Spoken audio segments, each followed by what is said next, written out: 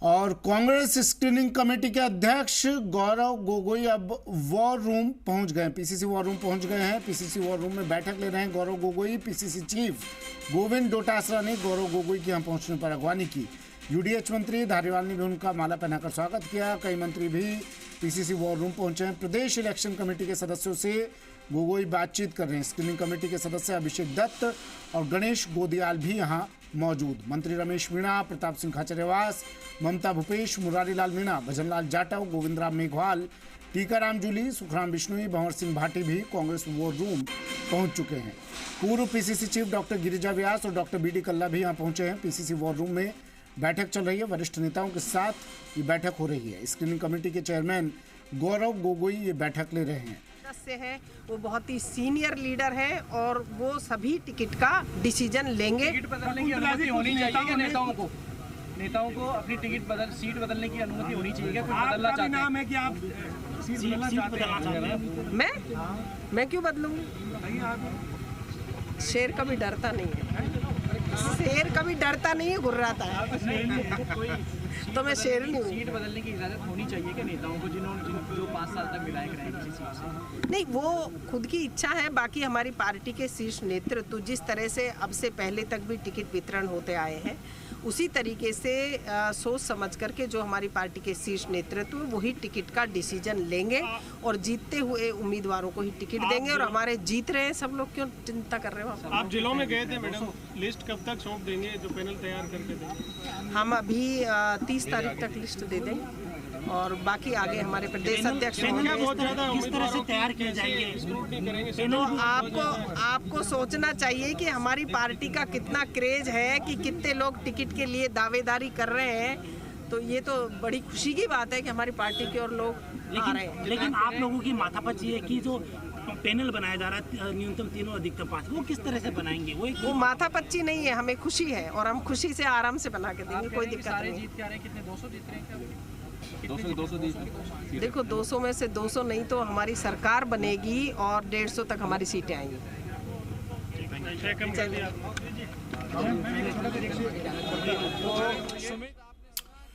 चलिए, शशि मोहन मेरे सहयोगी हमारे साथ जुड़े हुए हैं। कांग्रेस स्क्रीनिंग कमेटी की बैठक, वॉर रूम में अहम बैठक चल रही है और क्या चल रहा है? 150 से ज़्यादा सीट जीतने की बात शकुंतला रावत कह रही थी।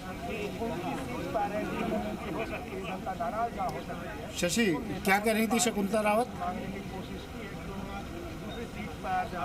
सुमित, शकुंतला रावत ने कहा कि अधिकांश प्रत्याशी जीत रहे हैं। जब सवाल ये किया हमने कि क्या 200 के 200 जीत रहे हैं, तो उन्होंने कहा कि मेजोरिटी में जीत रहे हैं, 150 प्लस सीट जीत रही हैं। 156 का नारा मुख्यमंत्री अशोक गहलोत दे चुके हैं और उन्होंने कहा कि सरकार कांग्रेस पार्टी की बन रही है। हालांकि कई जगह सीटों पर दावेदारों की संख्या बहुत ज़्यादा है। चौमू में तो सेंचुरी लग चुकी है दावेदारों की और ये कई बार पार्टी की एक्सरसाइज बढ़ाते हैं। लेकिन कांग्रेस पार्टी इस चीज़ से उत्साहित इसलिए है कि उनको लग रहा है कि दावेदारी ज़्यादा, मतलब जीतने की संभावना भी ज़्यादा, और इसी चीज़ को देखकर कांग्रेस कह रही है कि वो सत्ता में वापस लौट रही है। लेकिन अभी स्क्रीनिंग कमेटी की बैठक जो खत्म हुई है, गौरव गोगोई की अध्यक्षता में हुई। दोनों सदस्य अभिषेक दत्त, गणेश गोदियाल भी रहे। ईआरसीपी जैसे मुद्दे आए और किन किन मुद्दों के ऊपर चुनाव लड़ा जा सकता है, इन मुद्दों के ऊपर बात हुई। कौन किस मुद्दे को किस तरीके से उठा रहा है। जो मंत्री हैं गहलोत सरकार के, उन सभी मंत्रियों को बुलाया था। अधिकांश मंत्री पहुंचे थे और साथ में उनसे ये भी पूछा गया उनके विधानसभा क्षेत्र का हाल, वो जिस जिले से आते हैं उस जिले का हाल उनकी नज़र में, और साथ में प्रभार वाले ज़िले के बारे में भी पूछा गया है। जो मंत्री हैं अधिकांश ऐसे चेहरे हैं जो प्रदेश इलेक्शन कमेटी में थे। हालांकि प्रदेश इलेक्शन कमेटी की मीटिंग तो नहीं थी, लेकिन पूर्व पीसीसी चीफ के नाते डॉक्टर बीडी कल्ला और डॉक्टर गिरिजा व्यास को भी बुलाया गया था। उन्होंने भी मीटिंग में अपनी बात रखी है। गिरिजा व्यास मीटिंग में जाने से पहले भी बात कहती हुई दिखाई दी कि जो सर्वेज़ हैं उनकी संख्या ज़्यादा होनी चाहिए, अलग अलग सर्वे को क्रॉस चेक किया जाना चाहिए और उसके बाद में प्रत्याशी तय किया जाना चाहिए।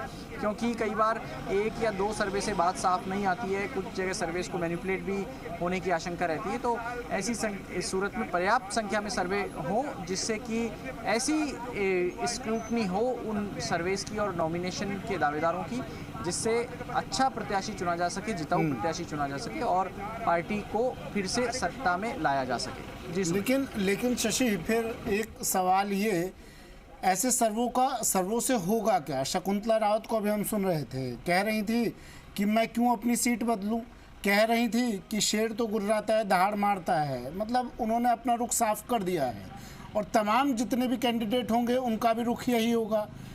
इस सर्वे का क्या फायदा होगा जब ये प्रत्याशी मानने को तैयार नहीं होंगे? आखिर में क्या होता है? मनमुटाव, मतभेद, मनभेद, फिर इन्हें मनाने की कोशिशें की जाएंगी।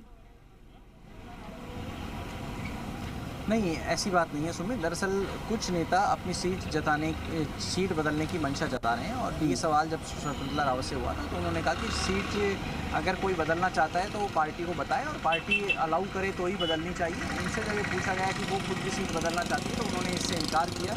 उन्होंने कहा वो क्षेत्र में सक्रिय रही हैं और शेर कभी पीछे नहीं हटता, ये भी कहा उन्होंने। और खुद को शेरनी बताते हुए कहा कि शेर दहाड़ता है और वो खुद भी गुर्राती हैं।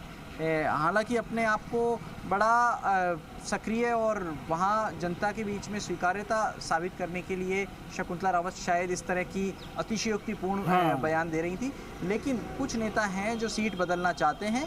बहरहाल इसकी संभावना कम है कि पार्टी नेताओं को सीट बदलने की इजाज़त दे, क्योंकि इसके पीछे तर्क यह आता है कि ऐसा नहीं हो सकता कि नेता 5 साल तक एक सीट से रहे, उस सीट को बिगाड़ दे, वहाँ के कार्यकर्ताओं को तिरस्कृत करे और उसके बाद में वो सीट बदलकर दूसरी जगह चला जाए और खुद के जीतने की जुगत देखे। बहरहाल इस सब के बीच अधिकांश जगहों से बात यही आ रही है, जो मौजूदा विधायक हैं वो कहते हैं कि वो खुद चुनाव जीत रहे हैं, बाकी पड़ोसी का पता नहीं, बाकी कुछ ये कहते हैं कि उनका पड़ोसी हार रहा है।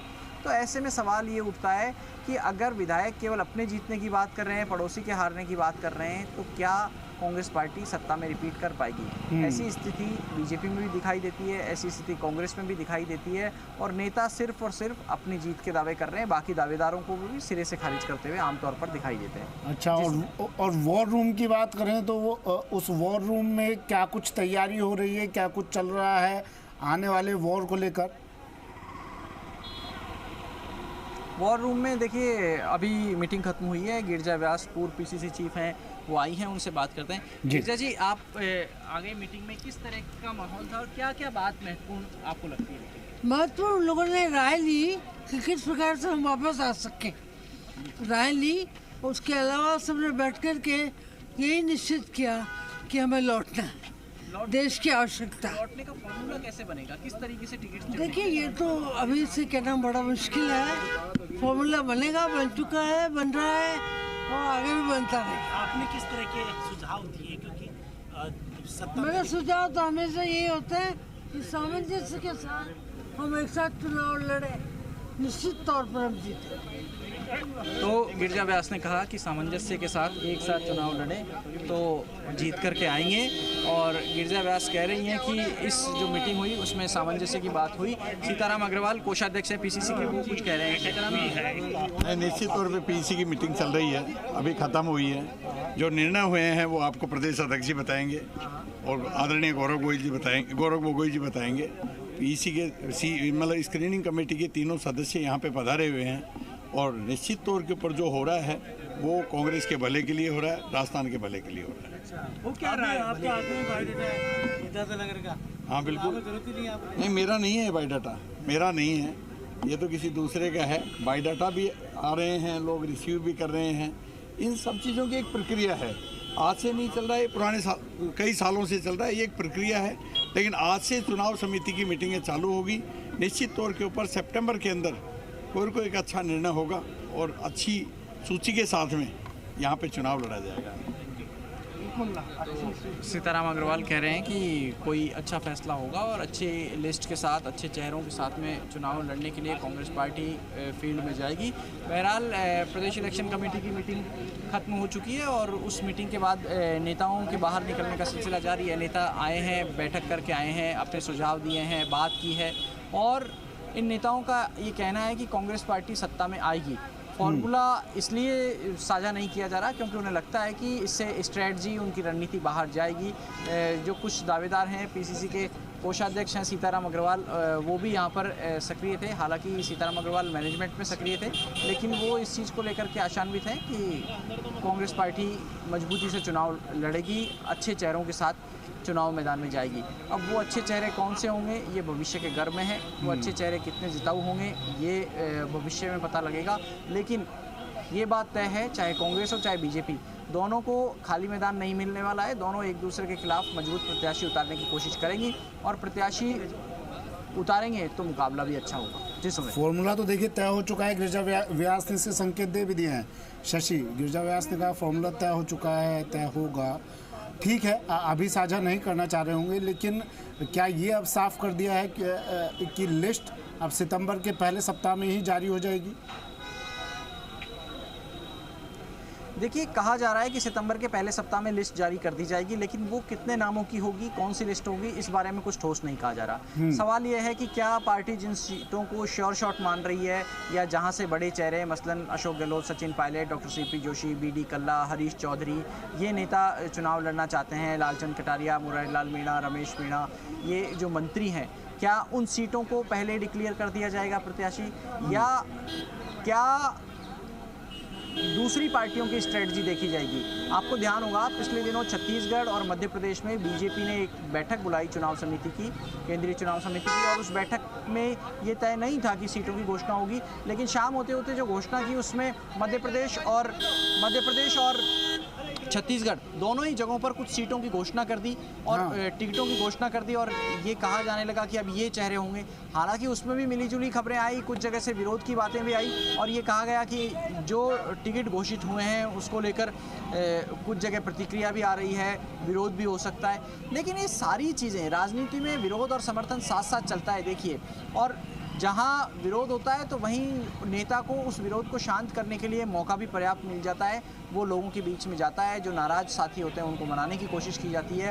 कांग्रेस में भी यही होगा, जिन नेताओं के टिकट काटे जाएंगे उनको पहले ही कह दिया जाएगा कि आपको पॉलिटिकल अपॉइंटमेंट में एडजस्ट किया जाएगा, अगर सरकार आ जाती है तो आपको कोई अच्छी जगह सेटल करने की कोशिश की जाएगी जिससे सत्ता में भागीदारी सभी की हो सके। और एक सीट पर एक से ज़्यादा दावेदार होंगे तो प्रतिस्पर्धा तो होगी, लेकिन टिकट एक को ही मिलना ये नेताओं को भी समझना होगा, और यही किसी भी पार्टी के लिए बड़ी एक्सरसाइज का विषय होता है कि टिकट के लिए सही प्रत्याशी का चुनाव करना, साथ में जो दूसरे दावेदार हैं उनको शांत करना, मनाना और समझाना कि टिकट जिसे मिला है उसके साथ सभी ने एकजुट होकर चुनाव लड़ें और चुनाव जीतें, क्योंकि अगर विधायक नहीं आएंगे पर्याप्त संख्या में तो पार्टी की सरकार नहीं बनेगी, और सरकार नहीं बनेगी तो कोई भी राजनीतिक दल जिस ध्येय के साथ जाता है, जनसेवा के ध्येय की जो बात करते हैं, वो जनसेवा कैसे कर सकेंगे अगर सरकार में नहीं आएगी, तो नेता ऐसा कहते हैं। अच्छा शशि, हालांकि बैठक तो अभी खत्म हुई है और अब नेता बाहर आना शुरू होंगे, एक एक करके बाहर निकल रहे हैं, लेकिन कुछ अगर खबर मिली हो, कौन कौन सा, अगर आप संक्षिप्त में बता सके, कौन कौन से पॉइंट्स